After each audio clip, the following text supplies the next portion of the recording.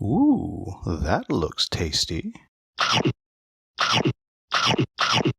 Now, son, what I need you to do today is I need you to hop on your bicycle and ride on down to the ammo supply line. Hop on in and bring us back as many bullets as you possibly can.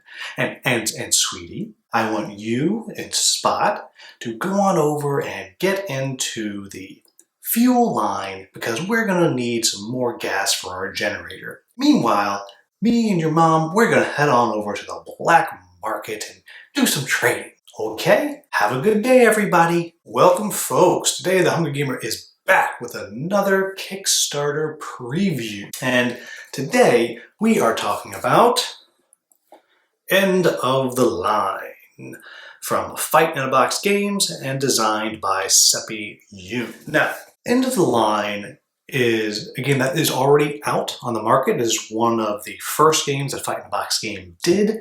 However, they are coming to Kickstarter soon with a brand new Bunker Edition, which is going to have some upgrades to components and some new cards and new fun stuff all around. And I'll talk about that in just a bit. Now, this is a resource management, take that worker placement game that takes place during the apocalypse, and your goal is to have at least one person from your family still alive at the end. Now, if you are not particularly interested in how this game is played, you just want to jump to my final thoughts, and you want to move to the timestamp on the screen right now. Let's talk about what you see here in front of you. Now, I have this game mostly set up for 3 players. And I say mostly because in a 3-player game, you actually start out with the black market already closed and it's pretty much can just be out of the game. But because I want to show you how that works, I'm leaving it in. And I only have it set up for 3 because I'm on a small card table right now. And you'll still be able to get the idea of how the game works in any event. You'll also see that there are these shields right over here at the very bottom of the screen. Let me slide everything up a little bit so you can see a little better. That are blocking your sight of what resources each of the 3 players have. Now, because that doesn't do very well for a video review, I will pull them out now, but I will show you what they look like. And they have fun little sayings on the back. So here we are playing with red, blue, and green families, and everyone starts with 2 of each resource, and then 4 cards in their hand. And I'll talk about this later, but you have blue cards, you have green cards, and you also have white cards. In addition to that, you have your family of meeples, and you'll see that the base game comes with a mom, a dad, a daughter, a son, and a dog. This is a time for me to add now that in this Kickstarter, you will have the option of getting a non-traditional family, and it also will include a cat meeple and a robot meeple as well. Additionally, you have 2, 3, 4, 5 different lines that you can get into every day. This is your line where you go to get things. You go here for fuel, water, ammo, or food. You get the idea. And again, black market, you might be trading things. Up here, we have each day's calamity, each day's catastrophe. So for example, right here, we might have pesky mutant zombies show up. Now, in addition to it tells you what will happen here, it also tells you the order that you will resolve each line every day. So if this shows up, you would start with the ammo line, then you would go to the water and the food, and so on. I will say the very first calamity, you do not deal with everything over here. All you deal with are the line order. Up here, we have our graveyard. As players die, and they will, you close down different lines. When you have equal deaths to players, so in the 3-player game, 3, you would close a line. Again, you would not close the black market because it would start closed, but that's just for the example. And as soon as a 4th person dies, they would go over to the next one. You also have your handy-dandy player aid here that will guide you through the game. Now, let's do a quick rundown of what happens in the game. So the first thing that happens is you draw your calamity.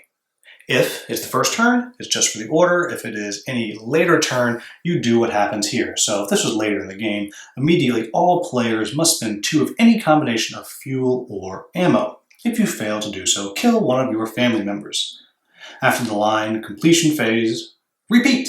Pesky mutant zombies attack again. So red here could spend those 2 and be fine. Or maybe they choose not to and they would put someone into the graveyard. And again, for 3 players, we would start here, but I do want to show you how this works. And you get the idea. After that, you go into the trade phase. And this is where you're going to be able to draw more cards. And you're going to see how the cards work in just a minute. And so you start with the first player, which right now is blue, and you can trade any resources for more cards. Here's the way it works. For each distinct resource you trade, it costs you 1 resource per card. What does that mean? Well, I could trade 1 ammo and draw 1 card. I could do 1 ammo and 1 fuel and draw 2 cards. I could do 1 ammo, 1 fuel, and 1 water and draw 3 cards. You get the idea. However, as soon as you repeat with a resource, it gets more expensive. Now let's say I had those resources. You wanted to spend water for another card. I'd have to spend 2 water to draw another card. And if I wanted to spend water again, I would then have to spend 3 water for another card. However, if you look at my resources here, I could still spend 1 food and get yet another card.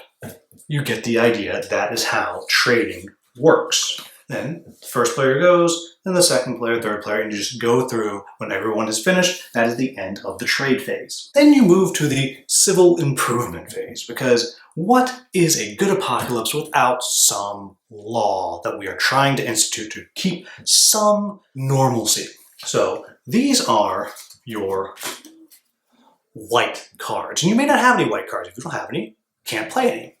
But what you do is every player has their set of cards, and they also have a pass card.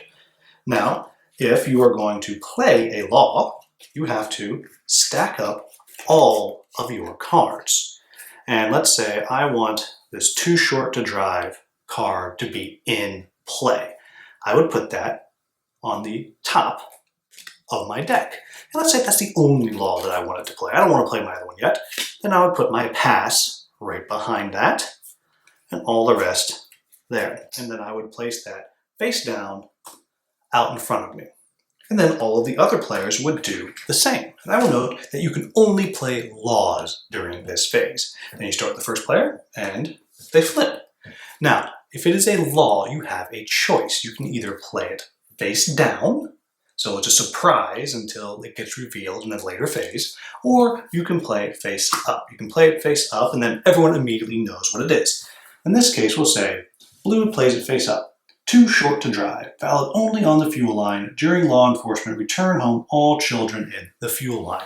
So if someone had put one of those there, they would simply go home empty-handed. And we go to the next player, and they flip. And there they have another law. But during this one, they don't really want anyone to know, so they're going to go ahead and just play that face down. And then green goes, pass. Blue goes, pass. And we have another pass. But it is possible that instead they flipped and they have another one. Okay? Feed the children of the corn during law enforcement, kill all adults in this line. Well, they're going to go ahead and they're just going to put that right here, face down. And then pass, pass, pass. Now the other thing that I have to tell you is every time you play a law card, so 1 here and 2 here, for participating in democracy, you get to draw a new card. And so that is how that goes. And you bring all of your cards back. The next thing that happens is you have family placement. And that is when you place your family members out on the board. Again, this would not be available in a 3-player game. Now, and we'll just go through, and each person gets to place 1 at a time.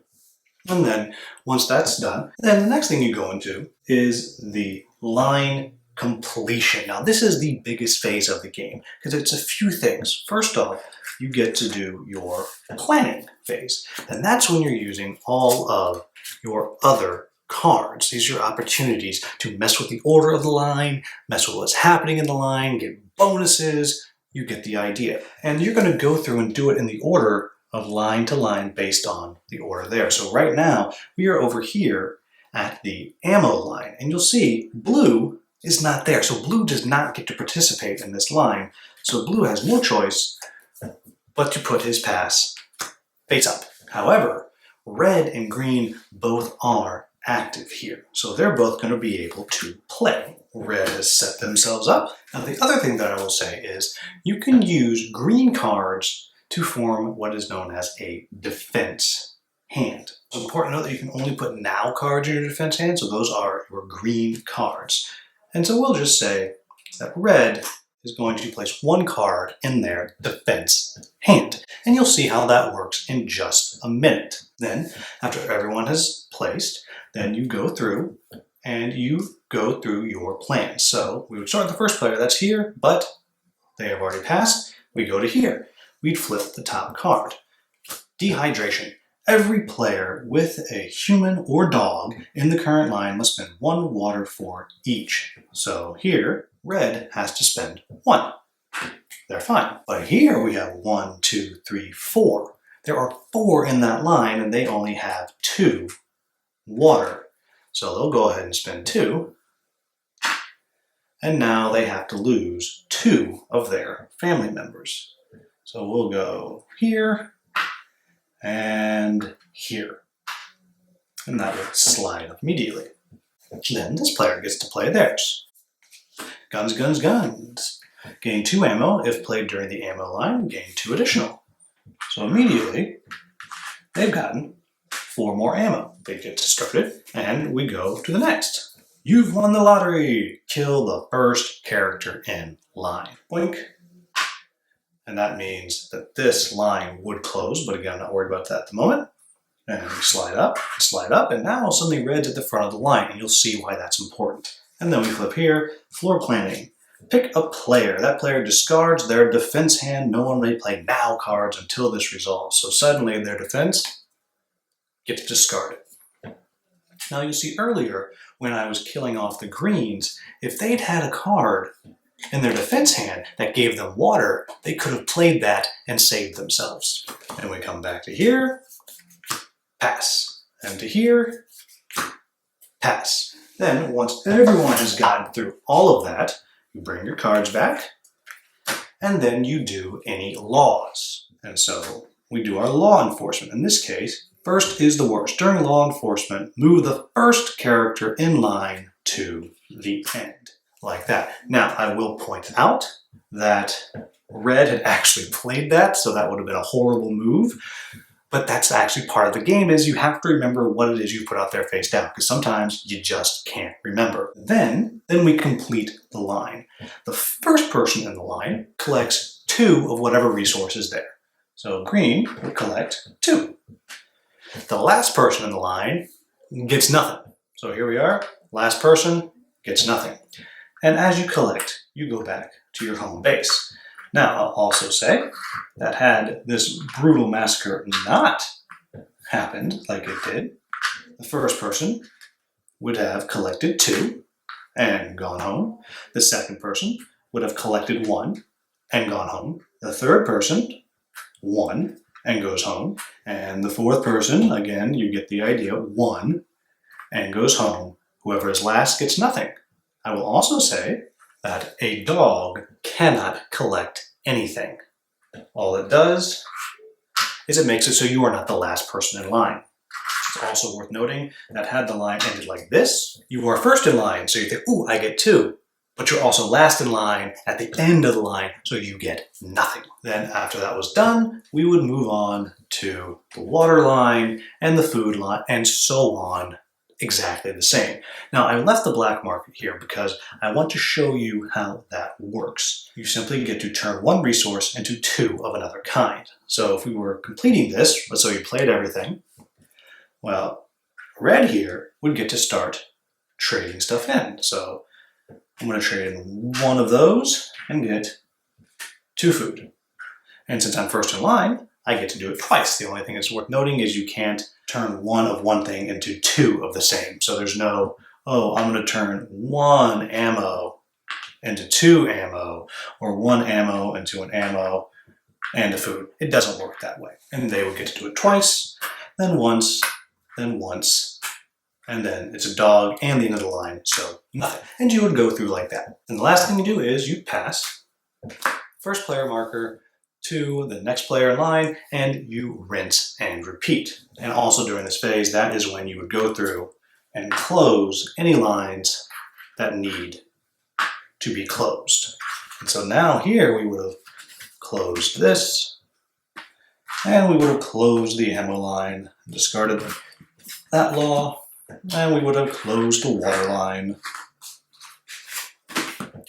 and we would have closed the fuel line, again discarding. And so now we're playing just for food. And so if you wind up with things that make you use these resources, there's no longer any way to get them.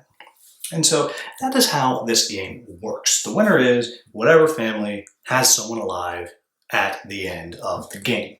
It is certainly possible for everyone to die and no one to win. So what do I like about this game? Now, before I say anything, I do have to say that I have only played this game in the 3-player version, and I had to do it over Zoom with Seppi and Logan from Fight in a Box due to the current situation with shelter in place that is going on in my state. So do keep that in mind as I talk about this. First off, I like that it is a funny game. As we were playing, we spent pretty much the whole time laughing. And we were laughing about how people would think that they were getting ahead, but then, oh, nope, someone moved the line, and they wound up going home with nothing when they think they had everything. At one point, someone had forgotten they placed a law that was going to get rid of all of the ammo out of a line, and then they had played a card later on that meant if you don't have any ammo, you lose family members. And of course, they thought they were getting ammo, but they got rid of all of it and wound up killing themselves. I kept putting my pass card in the wrong place, thinking I was going to play stuff and then playing stuff that didn't help, or not playing things I wanted to. And it just is a silly kind of wacky game, and it's very, very funny. Now, additionally, I like this combination of worker placement, resource management with a mild take that. I say a mild take that because there are very few cards that directly affect another player. What I mean by that is there's not many cards that say, pick a player, they lose all their food. It's just, I think there's 5 in the entire thick deck. And if you really don't like that, you could easily pull those out. But it is take that in the sense that you are moving people around in the lines or requiring everybody in the line to use fuel or use food or whatever. And if they don't have it, well, bye-bye, you're gone.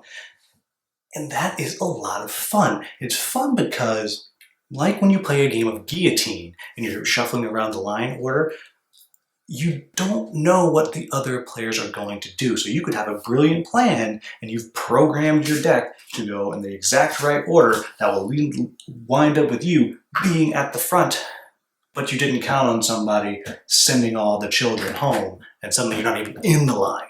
And then now you have your plan continuing to execute as you go through, and you don't even have anybody at the line to benefit from it. And that is just a whole bunch of fun. Along with that, I really like this little bit of programming that you're doing in the game. You get to program out how your thing's going to happen. You set it, you try to make the best plan you can, and hope that no one is going to mess with you, or if they do mess with you, that you happen to have enough resources to survive. You probably don't, but maybe. And I think that is just delightful. I also really like how the game picks up. You're playing and, you know, it takes a little while to go through all the lines, but then pretty quickly these lines start to close, and then suddenly you just got 2 lines, and there you are, you're in 2 lines, and you're just tossing out all of your cards that you can because you're hoping, you're praying that you can go home with some food or some water or whatever it is, and you're going to be able to survive whatever the next ridiculous calamity is. And they all do something different. And there's a few that are good and helpful, but not most of them. Most of them are bad. And that's just a really good time. I'm also going to add here, and I mentioned it earlier, that there's going to be non-traditional families that you're going to be able to get in the Kickstarter. I think that is awesome. I also find it is the height of irony that by choosing to do a non-traditional family in this game, it actually makes the game harder, which is unfortunately very apropos to our society of how it can be harder for someone with a non-traditional family in this society.